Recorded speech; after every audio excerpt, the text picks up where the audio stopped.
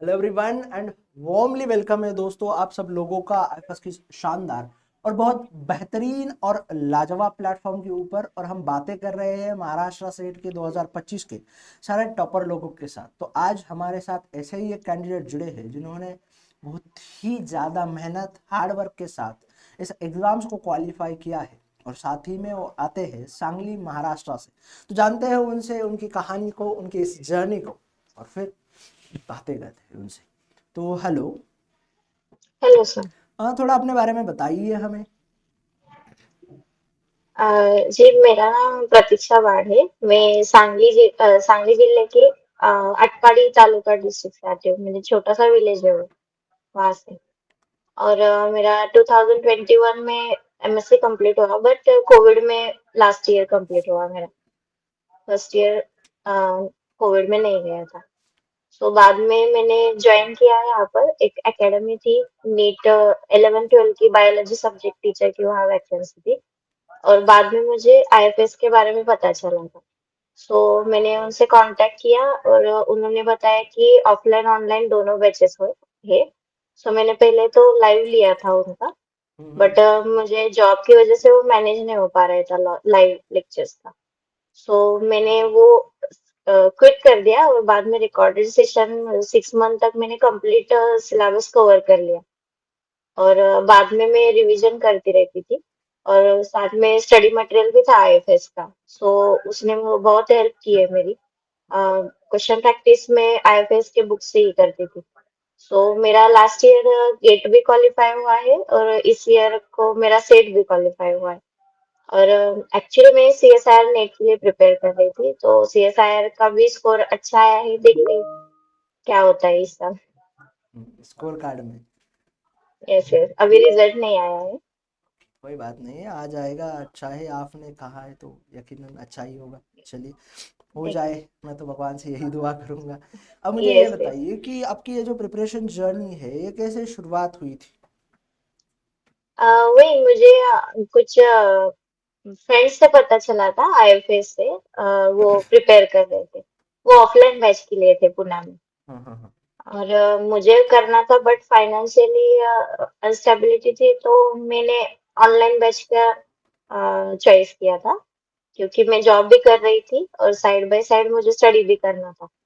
तो मैं जॉब करते करते रात में रिकॉर्डेड सेशन कंप्लीट करके मैं सिलेबस कंप्लीट कर लिया, मतलब नोट्स प्रिपेयर किया, हैंड रिटन नोट्स। और बाद में मैं उसी में से ही पढ़ती थी। चलिए, यस। बढ़िया है। मुझे आपसे और एक सवाल जानना है कि जैसे हम महाराष्ट्र सेट की एग्जाम्स की बात करते हैं तो उसमें हमें नज़र में आता है कि paper first and paper second होता है। तो आपकी जर्नी कैसे रही थी, फिर आपने कैसे प्रिपेयर किया दोनों सब्जेक्ट्स के लिए, कैसे। पेपर सेकंड के लिए तो मैं आईएफएस के सीएसआईआर को जो बैच लिया था मैंने, वही मुझे सफिशिएंट लगा पेपर सेकंड के लिए। हाँ। उसी में से syllabus syllabus most of the same ही है। मेरा बॉटनी सब्जेक्ट था, बट मुझे बायोकेमिस्ट्री और बाकी भी जोलॉजी वगैरह प्रिपेयर करना था, तो मुझे सीएसआईआर का सिलेबस अच्छा लगा। और मुझे बहुत बेनिफिट भी हुआ है उसका। हम्म। और पेपर फर्स्ट के लिए मैं सीएसआई अपना आईएफएस के जो लेक्चर्स थे यूट्यूब पर, वही देखती थी। उन्हीं से ही मैंने प्रिपेयर किया, मैंने एक्स्ट्रा कुछ स्टडी नहीं किया दूसरा। वो सफिशिएंट था। और पीवाईक्यू वगैरह मैंने सॉल्व किए थे फिर पेपर फर्स्ट के लिए। और जो लेक्चर्स के जो प्लेलिस्ट है पेपर फर्स्ट के लिए यूट्यूब पे, वही से मैंने प्रिपेयर किया था। बहुत बढ़िया। हम्म। चलिए, तो मैं आपसे और एक सवाल जानना चाहूँगा। तो आपका ये है कि पेपर बी जो है, या हमारा जो पेपर बी जो कोर लाइफ साइंसेस आता है उसमें हमें 12-13 यूनिट देखने को मिलते हैं। एक यस। वास्ट सिलेबस है और जो कि सारा सिलेबस सीएसआर नेट का था। तो आपने कैसे उसके नोट्स को प्रिपेयर किया, कैसे आपने पढ़ा, कैसे रिवीजन करी, क्योंकि इतनी सारी चीज़ें एक साथ दिमाग में रखना ये तो बहुत बड़ी बात हो जाती है। एक्चुअली मैंने फुल सिलेबस तो 6 मंथ में कंप्लीट किया था लेक्चर्स देख के, और मैंने नोट्स भी प्रिपेयर कर रखे थे पूरे। तो मैंने पहले तो मैंने पिछले साल सोचा था कि मैं 50% जो सिलेबस है वो कवर करूंगी। 5 से 6 जो यूनिट है वो कवर कर लूंगी। मेरे कंफर्ट जोन के जो यूनिट है, बट उसका ज्यादा मेरा मुझे फायदा नहीं हुआ, तो मैंने पूरे 12 यूनिट कवर कर लिए। और उसके में रिवीजन करती थी और क्वेश्चन प्रैक्टिस करती थी, और मुझे जो जो इजी लगे क्वेश्चन मैंने वो टारगेट किए। सभी सिलेबस कवर किया है मैंने actually, पूरे 13 जो कि है। ओके, बहुत बढ़िया। अब मुझे ये और बताइए उस कि आपकी ये जो प्रिपरेशन जर्नी रही, जैसे आपने मुझे कहा कि आपका मास्टर्स 2021 में हुआ, फिर क्वालिफिकेशन 2025 में हुआ, तो इन दिनों के ड्यूरेशंस में आपने क्या किया? और उसके अलावा एक जो पढ़ाई से गैप हो जाता है करंट फ्लो की वजह से, मतलब जैसे हम कंटिन्यूअसली पढ़ रहे हैं और फिर हम पढ़ाई को थोड़ा बीच के 1 साल 2 साल गैप कर देते हैं और फिर से वही वापस से मोटिवेशन और डेडिकेशंस के साथ आना है, तो उसके लिए आपका क्या अप्रोच रही थी, मतलब थोड़ा बताओ। एक्चुअली मैं जो पढ़ा रही थी बच्चों को, नीट के बैच थे वो। नीट बायोलॉजी टीचर का मैंने जॉब किया था 4 साल तक। तो मेरा जो बेसिक्स जो है वो मुझे उस जॉब की प्रिपरेशन, बच्चों को पढ़ाना है तो मुझे जॉब के उसके लिए प्रिपेयर करना पड़ता था, तो एनसीईआरटी मैंने पूरा पढ़ लिया था, तो बेसिक क्लियर हो गया था मेरा सब कुछ। तो बाद में मुझे सेट और नेट की प्रिपेयर करनी थी, तो बेसिक क्लियर होने की वजह से मुझे गैप नहीं रखना पड़ा, मुझे गैप पड़ा ही नहीं उसमें, हम्म, स्टडी में। हम्म, कंटिन्यूअसली स्टडी में फ्लो में ही थी मैं। ओके, चलिए बढ़िया है। अब मुझे ये बताइए कि आप रिवीजन कैसे करते थे, क्वेश्चन प्रैक्टिस कैसे करते थे, मॉक टेस्ट कैसे लगाते थे, क्योंकि आप जॉब भी कर रहे थे और साथ में ये सब भी करना है, तो थोड़ा। हाँ, दिन भर तो मेरा वही जॉब में ही चला जाता था, और शाम को मैं लेक्चर्स देखती थी, और जो रिवीजन नोट्स बनाए थे वो मैं पढ़ती रहती थी। और मॉक टेस्ट वगैरह आईएफएस के ही लिए थे मैंने, वही से मॉक टेस्ट वगैरह देती थी मैं एग्जाम के पहले पहले।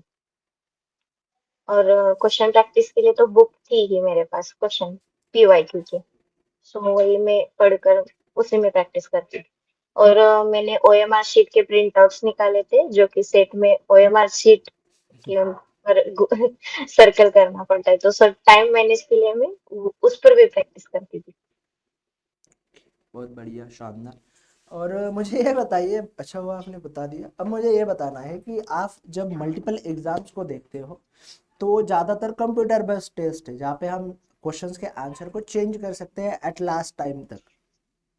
बट जब हम यस यस। महाराष्ट्र सेट की बात करते हैं तो हमें महाराष्ट्र सेट में देखने को मिलता है कि हम अगर किसी सर्कल को गोल कर दे और उसको अगर डार्क कर हम्म दे तो फिर उसको हम चेंज नहीं कर सकते। तो हम्म। उसके क्या बेनिफिट लगे, या इस जो एरर है या इस चीज़ के रिगार्डिंग आपने क्या थोड़ा ज़्यादा प्रिकॉशंस लिया, और आप आने वाले बच्चों के लिए भी क्या बताना चाहोगे? उसमें जो ओएमआर शीट में मैं जो प्रैक्टिस करती थी, वो क्या होता है कि हम पहले जो क्वेश्चन पेपर में टिक मार्क कर देते हैं, और बाद में जो बचा हुआ टाइम है उस पर सर्कल करते हैं, तो वो ऊपर नीचे हो जाता है, सो हमारे क्वेश्चन गलत हो जाते हैं। सो मैं जब जो क्वेश्चन सिलेक्ट करती थी, और मैं कंफर्म जब होती थी आंसर पर, तभी मैं सर्कल कर देती थी। सो मैं प्रैक्टिस में ये करती थी, सो एग्जाम में मुझे कुछ कंफ्यूजन नहीं हुआ, टाइम मैनेज भी हो गया उसमें। साइड बाय साइड मुझे क्वेश्चन जब मैं टिक मार्क करती थी, तो ओएमआर शीट में भी सर्कल कर देती थी, सो ऊपर नीचे नहीं होता था, वो एक एरर था। मैंने पिछले साल भी एग्जाम दिया था, तो ये मेरा गलत हो गया था, सो मैंने इस साल ओएमआर शीट पे प्रैक्टिस भी की थी। बढ़िया। और ठीक है, और आगे आने वाले जो फ्यूचर में बच्चे हैं तो उनके लिए क्या सलाह देना चाहोगे, क्या सजेशंस देना चाहोगे, आप जरा बताइए। उनके लिए तो बस यही कि कंसिस्टेंट रहना चाहिए और डिस्ट्रैक्ट नहीं होना चाहिए, जो सोशल मीडिया वगैरह है, व्हाट्सएप इंस्टा फेसबुक वगैरह, उससे थोड़ा सा दूर रहे तो कंसंट्रेट हो जाता है स्टडी पर। मुझे इसका एक्सपीरियंस है, इसीलिए मैंने सभी सोशल मीडिया के ऐप अनइंस्टॉल कर दिए थे ड्यूरिंग द प्रिपरेशन। चलिए, बहुत बढ़िया, यस। लाजवाब। चलिए, तो thank you so much for sharing your experience and your journey with us, and all the best for your future from the all IFS family. Thank you so much sir.